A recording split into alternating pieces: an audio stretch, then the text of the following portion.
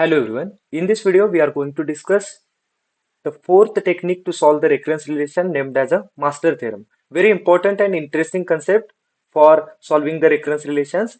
ठरलेले रेकरन्स relation general form मध्ये जे रेकरन्स रिलेशन्स असतात त्यांना फक्त आपण मास्टर थेरम अप्लाय करू शकतो. आपण सगळ्या टेक्निकला मास्टर थेरम अप्लाय करू शकत नाही. मास्टर थेरम एक फिक्स्ड टेक्निक आहे आणि याच्या रिलेटेड क्वेश्चन सेमिस्टर एक्झाम मध्ये एमसीक्यू मध्ये किंवा सब क्वेश्चन्स म्हणजे एक क्वेश्चन आला तर त्याच्यामध्ये 2-3 सब क्वेश्चन्स असतील त्याच्यावर हा आपल्याला मास्टर थेरम अप्लाय करावा लागतो. एकदम सिंपल आहे. ठरलेले केसेस आहेत त्यांना 3 केसेसला आणि सिंपल मॅथ जर तुम्हाला येत असेल बाय युझिंग लॉग्स तर तुम्ही इझिली याचे आन्सर करू शकता. याच्या अगोदर आपण 3 टेक्निक बघितलेल्या. सबस्टिट्यूशन मेथड जी सगळ्यांना अप्लाय होते, इटरेटिव्ह मेथड त्याच्यामध्ये बेस कंडिशन असते, रिकर्सिव्ह ट्री मेथड ती फक्त ठरलेल्या प्रॉब्लेमला सिमेट्रिक प्रॉब्लेमला अप्लाय करता येते, डिवाइड अँड कॉन्करच्या प्रॉब्लेमला अप्लाय करता येते. सेम मास्टर थेरम कशा प्रकारे वर्क करतो ते आपण आता बघणार आहे. रेकरन्स रिलेशन ची टाइम कॉम्प्लेक्सिटी किंवा रेकरन्स रिलेशन सॉल्व्ह करण्यासाठी आपण मास्टर थेरम यूज करतो. तर master theorem is use to find the complexity of divide and conquer algorithms. म्हणजे एका जनरल फॉर्म मध्ये दिलेल्या रेकरन्स रिलेशनची टाइम कॉम्प्लेक्सिटी आपल्याला फाइंड आउट करता येते. तर मास्टर थेरमचा एक ठरलेला जनरल फॉर्म आहे, त्याच्यासोबत आपल्याला इक्वेशनला कम्पेअर करावं लागतं. हा जनरल फॉर्म आपण ऑलरेडी एका व्हिडिओमध्ये बघितलाय, तरी पण आपल्याला माहित असायला पाहिजे. T N is equal to A T N by B plus F of N. हा एक जनरल फॉर्म आहे इक्वेशनचा रेकरन्स रिलेशनचा. आणि ह्या फॉर्म मध्ये जर रेकरन्स रिलेशन असेल तरच आपण बाय युझिंग मास्टर थेरम त्याला सॉल्व्ह करू शकतो. त्याच्यामध्ये कंडिशन्स आहेत where A is greater than equal to 1 and B is always greater than equal to 2. म्हणजे 2 तरी पाहिजे, 3, 4, 5, 6 इथं एक तरी टर्म पाहिजे. 1 असेल तर इथं चालणार नाही, इथं 1 असेल तरी चालेल. अशा प्रकारे हा न्यूमेरिकल आपल्याला सॉल्व्ह करायचा आहे आणि ह्याच कंडिशन आपल्याला लक्षात ठेवायचा आहे. हा प्रॉब्लेम सॉल्व्ह करताना आपल्याला पहिलं चेक करायचं आहे की आपला जो न्यूमेरिकल आहे, जो इक्वेशन आहे तो या फॉर्मॅटमध्ये आहे का नाही. जर या फॉर्मॅटमध्ये नसेल तर तो मास्टर थेरमने आपण प्रॉब्लेम सॉल्व्ह करू शकत नाही. त्याचा जनरल इक्वेशन आहे T N is equal to A T N by B. B खाली असतो त्याला आपण बेसमध्ये कन्सिडर करायचं. बेस म्हणल्यावर खाली असणार आणि ए कुठं असणार, बी कुठं असणार, ए वरती असणार, बी खाली असणार. बी फॉर बेस, बेस म्हणजे खाली असणार, प्लस एफ ऑफ एन हे फंक्शन ऑफ एन आहे. हे आपण नंतर बघूया काय आहे. ए नंबर ऑफ सब प्रॉब्लेम्स, किती प्रॉब्लेम मध्ये डिवाइड केले आपण बघितलेलं की 2t n/2 2t n/2 plus N. अशा प्रकारे एक फंक्शन आपण सॉल्व्ह केलेलं ऑलरेडी. हे जे इक्वेशन आहे ते आपण चारीच्या चारी मेथडने सॉल्व्ह करू शकतो. त्यामुळे हे मोस्ट कॉमनली सेमिस्टर एक्झाम मध्ये विचारलं जातं.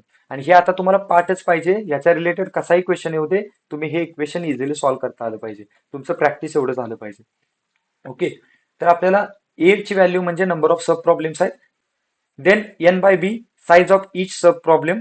ही जी टर्म आहे ती size of each sub problem आहे. ती n/2 असू शकते, 1/2 असू शकते, कशी असू शकते ते आपण नंतर चेक करूया. आणि एफ ऑफ एन हे एक्स्ट्रा फंक्शन असेल, ते एक्स्ट्रा वर्क आपल्याला परफॉर्म करावं लागत असेल तर आपण त्याच्या related time complexity find out करणार आहे. Next is steps to apply master theorem. म्हणजे मास्टर थेरम अप्लाय करण्यासाठी ह्या 5 स्टेप आपल्याला फॉलो करावे लागतात. 1, 2, 3, 4, 5. सिंपल आहे एकदम. कशा प्रकारे करावे लागतात ते आपण बघूया. आपल्याला एक इक्वेशन दिलेलं असतं, त्याचा जनरल फॉर्म आता आपल्याला पाठ झालाय A T N by B plus F of N. Okay. हे एक्स्ट्रा वर्क आहे, हे डिवाइड कसं केलंय ते दिलंय आणि कॉस्ट हे आपण इथं चेक केलेलं. Number of sub problems, size of each sub problem आणि एक्स्ट्रा वर्क. ओके. आणि एक इक्वेशन आपल्याला दिलेलं असतं T N is equal to 2t n/2 plus N. Okay. आता यामध्ये आपल्याला कंपॅरिझन करायचं. आपल्याला काय काय टर्म्स फाइंड आउट करायच्या आहेत. ह्या दोन्ही इक्वेशनला कम्पेअर करून आपल्याला ए ची व्हॅल्यू, बी ची व्हॅल्यू आणि एफ ऑफ एन ची व्हॅल्यू फाइंड आउट करायची आहे. ह्या जनरल फॉर्म बरोबर ह्या इक्वेशनला कम्पेअर करा आणि आपल्याला ए ची व्हॅल्यू किती आली 2, बी ची व्हॅल्यू किती आली 2 आणि एफ ऑफ एन ची व्हॅल्यू किती आली N. Okay. Calculate N raise to log B by N raise to log B by हे आपल्याला कॅल्क्युलेट करायचं आहे. म्हणजे ही टर्म हे जर तुम्हाला माहित असेल, हे जर तुम्ही सॉल्व्ह केलं तर तुम्हाला इझिली आन्सर येणार आहे. ओके. आपल्याला ए भेटलंय, बी भेटलंय आणि एफ ऑफ एन पण भेटलंय. आपण काय करणार आहे सेकंड स्टेप मध्ये N raise to log B by A. आपण काय म्हणलेलं, बी बेस मध्ये असतं, इथं पण बेस मध्ये, इथं पण बेस मध्ये आणि ए त्याच्यावरती असतं. त्यामुळं ह्याच्यात कन्फ्युजन होऊन द्यायचं नाही. बी खाली, ए वरती, बी बेसला, ए वरती. N raise to log B by A ची व्हॅल्यू आपल्याला फाइंड आउट करायची आहे. N raise to log B by A ची जशा स्टेप दिल्यात त्याच फॉलो करतोय आपण. N raise to log B किती दिलंय आपल्याला 2 आणि ए किती दिलंय 2. जर अशी टर्म आली तर आपल्याला माहित आहे की आपण कॅल्क्युलेटर यूज करून सुद्धा ह्याला सॉल्व्ह करू शकतो. लॉग इथं जी व्हॅल्यू आणि इथं जी व्हॅल्यू जर असेल ती सेम आली तर आपण डायरेक्ट आन्सर जनरेट करतो, त्याला आपण एन मध्ये कन्सिडर करणार आहे. आणि हे जे इक्वेशन आले किंवा हे जे आन्सर आले, जे आपल्याला स्टेप 2 मध्ये जे आन्सर आले, त्याला फक्त आपल्याला एफ ऑफ एन बरोबर कम्पेअर करायचं आहे. एफ ऑफ एन बरोबर कम्पेअर करताना आपण काय करणार आहे, एफ ऑफ एन ची व्हॅल्यू काय आहे ती चेक करणार आहे. एफ ऑफ एन ची व्हॅल्यू काय आहे, इथं आपण घेतली ऑलरेडी एन आहे. ओके. आणि आपल्याला आलेली म्हणजे स्टेप 2 मध्ये जी व्हॅल्यू आली ती काय आहे, ती पण एन आहे. ओके. ह्या दोन व्हॅल्यू आता आपण काढलेल्या आहेत, आपल्या 3 स्टेप झालेल्या आहेत. पहिल्यांदा आपण काय केलं, इक्वेशनला कम्पेअर केलं, ए ची, बी ची आणि एफ ऑफ एन ची व्हॅल्यू काढली.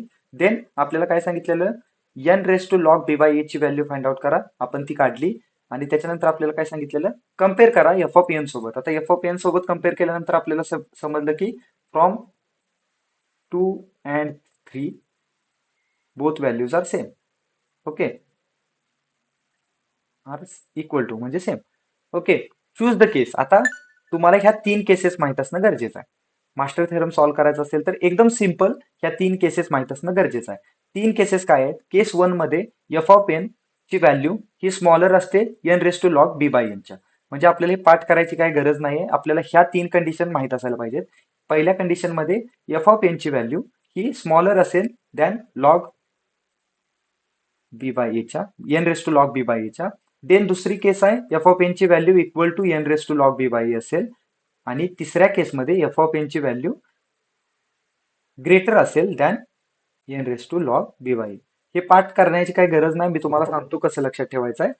तर पहिल्या स्टेपमध्ये आपल्याला काय करायचं आहे की आयडेंटिफाय करायचं A B and F of N. दुसऱ्या स्टेपमध्ये N raise to log B by A ची व्हॅल्यू फाइंड आउट करायची आहे. तिसऱ्या स्टेपमध्ये आपल्याला एफ ऑफ एन सोबत त्याला कम्पेअर करायचं आहे. आणि आपण कम्पेअर केल्यानंतर काय प्रूव्ह केलेलं, एफ ऑफ एन ची व्हॅल्यू आणि N raise to log B by A ची व्हॅल्यू इक्वल आहे. तर आपल्याला केस 2 अप्लाय होते ह्या सिच्युएशन मध्ये.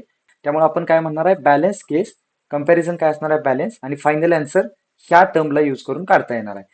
Choose the case. आपण कुठली केस चूज केली, 4 स्टेप मध्ये second case is selected, second case. Okay. म्हणजे आपण असं पण म्हणू शकतो की F of N equal to N raise to log A.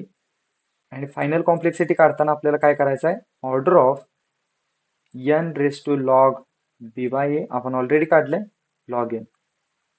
आणि आपल्याला ह्याची व्हॅल्यू माहित आहे, आपण इथं काढलेली ऑलरेडी, इथं काढले, इथं काढले, ती काय होती एन.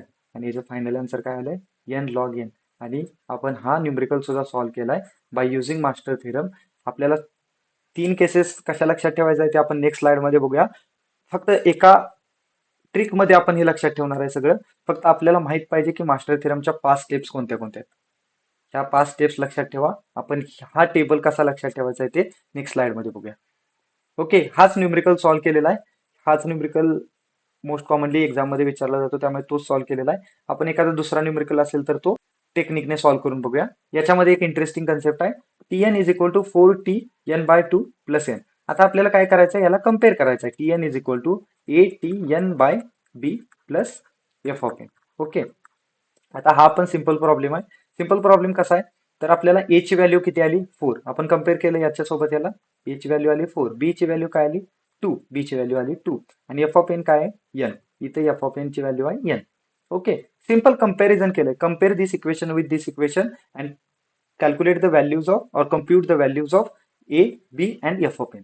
काढल्या व्हॅल्यूज. आता व्हॅल्यूज काढल्यानंतर सेकंड स्टेप मध्ये आपल्याला काय करायचं होतं, N raise to log B by A ची value, N raise to log base B to A ची व्हॅल्यू आपल्याला फाइंड आउट करायची आहे. सेम फॉर्म्युला आपल्याला अप्लाय करायचा, एन लिहायचं, लॉग बी काय आलंय, बी आहे 2 आणि ए काय आहे 4. आता हे कॅल्क्युलेट करणं ट्रिकी पार्ट आहे. हे तुम्ही by using calculator, scientific calculator use करून कॅल्क्युलेट करू शकता. जर तुम्हाला सिंपल मॅथ्स माहित असेल तर त्याचे सोल्युशन अशा प्रकारे असतं, log to the base 2, 2 raise to 2 आपण याला पुट करू शकतो. देन ह्या 2 ला आपण पुढे आणू शकतो, तुम्हाला जर माहित असेल तर. ह्या टर्म्स नाही समजल्या तरी बाय युझिंग कॅल्क्युलेटर तुम्ही आन्सर फाइंड आउट करू शकता. ह्या टर्मला आपण 1 कन्सिडर करू शकतो, आपण लास्ट प्रॉब्लेम मध्ये बघितलेलं. आणि ह्याला एन स्क्वेअर. तुम्ही बाय युझिंग कॅल्क्युलेटर सुद्धा हे सॉल्व्ह केलं तर तुम्हाला आन्सर भेटणार आहे. ह्या टर्मसाठी अप्लाय करायचं, कॅल्क्युलेटर मध्ये फॉर्म्युला असतो, लॉग इथं बॉक्स असतो आणि इथं एक बॉक्स असतो, तर इथं 2 टाकायचं, इथं 4 टाकायचं. तुम्हाला फायनल आन्सर डायरेक्ट ते 1 करून देईल किंवा 2 करून देईल. आपल्याला ते 2 घ्यायचं आहे आणि यांच्या जागी पुट करायचं. ह्याचं डायरेक्ट आन्सर ते देणार, ते 2 देणार, असं येणार 2. मग आपल्याला ते फक्त यांच्या वरती पुट करायचं आहे आणि त्याची व्हॅल्यू येणार आहे n स्क्वेअर. तर तुम्हाला माहित असेल लॉगॅरिथमिक फंक्शन सॉल्व्ह करता येत असतील तर तुम्ही बाय होऊन सॉल्व्ह करू शकता.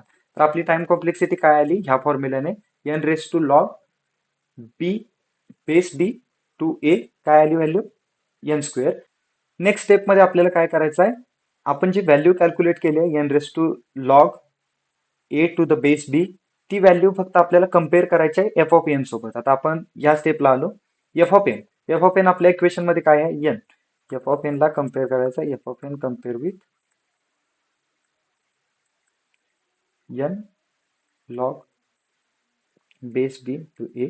आता आपण ही व्हॅल्यू फाइंड आउट केली, किती आलेली एन स्क्वेअर, आणि आपली एफ ऑफ एन ची व्हॅल्यू काय आहे एन.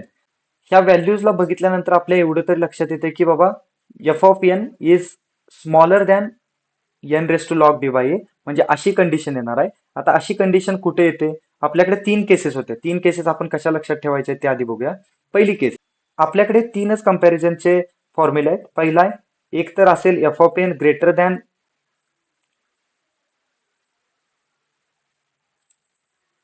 देन नेक्स्ट ट्रिक आपल्याला इथं अप्लाय करायचं आहे. इथले अप्लाय करताना आपल्याला काय करायचं आहे, जर एफ ऑफ एन पेक्षा N raise to log B by A greater असेल तर ही त्याची टाइम कॉम्प्लेक्सिटी आहे, म्हणजे जी ग्रेटर असेल ती त्याची टाइम कॉम्प्लेक्सिटी आहे. आता इथं ग्रेटर हा होता तर ही कॉम्प्लेक्सिटी होती, इथं ग्रेटर हा आहे तर ही त्याची टाइम कॉम्प्लेक्सिटी आहे. N raise to log base B to A ही त्याची टाइम कॉम्प्लेक्सिटी आहे. आणि डिफिकल्ट म्हणजे थोडंसं ट्रिकी अंडरस्टँडिंग साठी आहे ती ही टर्म आहे. इथं आपल्याला काय करावं लागतं, ऑर्डर ऑफ तिसऱ्या ह्याच्यामध्ये आणि पहिल्या ह्याच्यामध्ये एकदम इझी आहे. जो बिगर असेल त्याला कन्सिडर करा. फक्त इक्वल टू आलं तर आपल्याला एक एक्स्ट्रा टर्म कन्सिडर करावी लागते, त्याला आपण लॉग इन म्हणणार. जर तुम्हाला हा फॉर्म्युला परत लक्षात ठेवायचा असेल तर तुम्ही असं ठेवू शकता की पहिल्यांदा आपल्याला हे घ्यायचं आहे, एफ ऑफ एन हे स्मॉलर असेल N raise to log base B एजच्या, आणि त्याची टाइम कॉम्प्लेक्सिटी असेल ग्रेटर टर्म. ग्रेटर टर्म कोणती आहे, एन लॉग बी ए, ही ग्रेटर टर्म आहे याच्यात. त्याच्यानंतर दुसऱ्या टर्म मध्ये आपल्याला काय करायचं होतं, जर एफ ऑफ एन जर ग्रेटर असेल than log B base B to the A, तर त्याच्यामधली ग्रेटर टर्म म्हणजे एफ ऑफ एन हीच त्याची टाइम कॉम्प्लेक्सिटी असेल. आणि तिसऱ्या टर्म मध्ये काय असेल, इक्वल टू, म्हणजे या दोन्ही टर्म्स सिमिलर असतील तर आपल्याला काय करायचं, एक एक्स्ट्रा टर्म ऍड करावी लागते, order of N log base B to A log N. Log N ही टर्म एक्स्ट्रा ऍड होते आणि आपल्याला असा फॉर्म्युला जनरेट करावा लागतो. त्यामुळे आपल्याला 3 केसेस पार्ट झाल्यात. पहिल्या केसेसमध्ये म्हणजे ह्याला फिक्स नाही की ह्याला आपण केस 3 म्हणू शकतो, ह्याला आपण केस 1 म्हणू शकतो, ह्याला आपण केस 2 म्हणू शकतो, काही म्हणू शकतो. केस सिक्वेन्स काय फिक्स नाहीये. जी ग्रेटर टर्म असतील ती आपल्याला कन्सिडर करायची असते. ह्या केसमध्ये ही टाइम कॉम्प्लेक्सिटी असते, ह्या केसमध्ये ही टाइम कॉम्प्लेक्सिटी असते, आणि ह्या केसमध्ये ही कन्सिडर करून परत लॉग इन पण कन्सिडर करावं लागतं. तर असा हा टेबल आहे. तुम्ही 2-3 वेळा बाय ओन तुम्ही लिहिला तर तुम्हाला इझिली समजून जाणार आहे आणि पाठ झालेला आहे. आपण एंड ऑफ द व्हिडिओ परत एकदा तो कसा लक्षात ठेवायचा आहे ते अजून एकदा बघूया. तर आपण कम्पेअर केल्यानंतर आपल्याला काय लक्षात आलं की F of N is smaller than N raise to log B A. तर तशी कंडिशन असेल तर आपण काय म्हणतो, डायरेक्ट टाइम कॉम्प्लेक्सिटी काय असेल, हीच टाइम कॉम्प्लेक्सिटी असेल, आणि तीच व्हॅल्यू आपण फायनल आन्सर मध्ये दिलेली आहे की बाबा जी कॅल्क्युलेटेड व्हॅल्यू आहे ती एक्स्ट्रा वर्क आहे आणि तीच टाइम कॉम्प्लेक्सिटी असेल.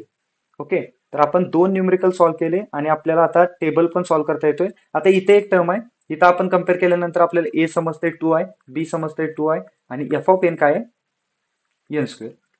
आता आपल्याला सॉल्व्ह काय करायचं आहे, दुसऱ्या स्टेपमध्ये, ही पहिली स्टेप झाली आपण कम्पेअर केलं. दुसऱ्या स्टेपमध्ये आपल्याला काय करायचं असतं, N raise to log base B A ची व्हॅल्यू फाइंड आउट करायची असते. एन रेस टू लॉग इथं 2 इथं 2 आल्यानंतर काय येणार आहे एन. आता आपल्याला तिसऱ्या स्टेपमध्ये काय करायचं असतं, comparison. Compare F of N with 2 म्हणूया आपण डायरेक्ट, आता अगेन अँड अगेन नाही लिहित. Compare F of N with 2. तर त्याच्यासोबत कम्पेअर केल्यानंतर आपण असं लिहूनच घेऊया अगोदर, हे आणि हे लिहून घेतलं. कम्पेअर केल्यानंतर समजलं की आपलं F of N is greater आहे, आणि F of N is greater असेल तर टाइम कॉम्प्लेक्सिटीची केस कुठली अप्लाय होते, केस 3 अप्लाय होते.